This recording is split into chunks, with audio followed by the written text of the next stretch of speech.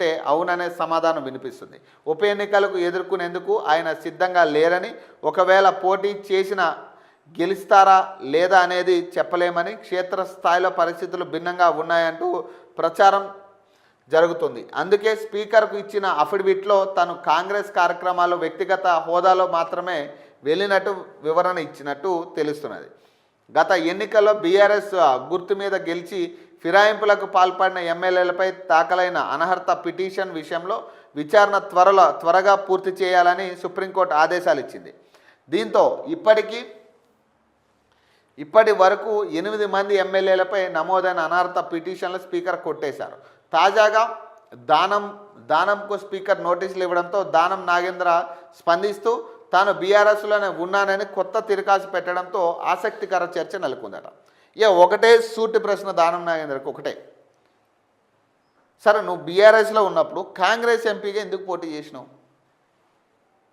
సరే నువ్వు చెప్పేది కరెక్ట్ అనుకుందాం, బీఆర్ఎస్లోనే ఉన్నావు, మరి కాంగ్రెస్ ఎంపీగా జూబ్లీహిల్స్లో ఎందుకు పోటీ చేసినావు? దీనికి సమాధానం చెప్పు. ఎంపీ ఎలక్షన్స్లో ఎందుకు నువ్వు పోటీ చేయాల్సి వచ్చింది కాంగ్రెస్ తరపు నుంచి? ఇది నిజం కాదా? మరి ఎట్లా చెప్తావు? ఇక ఎవరు పిచ్చోళ్ళుగా, ఎవరు నమ్మేటోడు పిచ్చోడు ఉన్నాడు? ఇక మీరు చెప్తుంటే మీ పార్టీ ఇప్పుడు కాంగ్రెస్ పార్టీలో అందరూ నమ్ముతున్నారని ప్రజలందరూ నమ్మరు. అది గుర్తుపెట్టుకోండి. ఇక కథం అది. అయితే రాజీనామా చేయాలా లేదా అనర్థ వేటుకైనా గురి కావాలా? ఈ 2 ఆప్షన్లు ఉన్నాయి మీకు. మీరు ఇంకా నేను కాంగ్రెస్లో లేను, బీఆర్ఎస్లో ఉన్నా లేదా కాంగ్రెస్లో ఉన్నా అని కనీసం నెల కూడా కాలేదు నేను కాంగ్రెస్లో ఉన్నా అని చెప్పిండు ఆయన. ఏడ చూసినా కాంగ్రెస్ ఫ్లెక్సీలే కనపడతా ఉంటాయి ఆయన ఫోటోలు.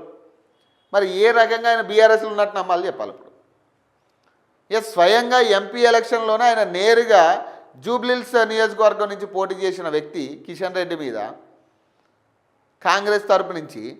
మరి నువ్వు ప్రచారమే చేసినావు కదా ఎంపీగా, ఎంపీ అభ్యర్థిగా నువ్వు ప్రచారంలోనే పాల్గొన్నావు కదా. మరి వీటి గురించి ఏం చెప్తావు? ఎట్లా చెప్తావు ఇప్పుడు బీఆర్ఎస్ అని? ఏదో సాగు పెట్టాలా, దీన్ని కొన్నాళ్ళు సాగనంపాలా, సాగించాలా?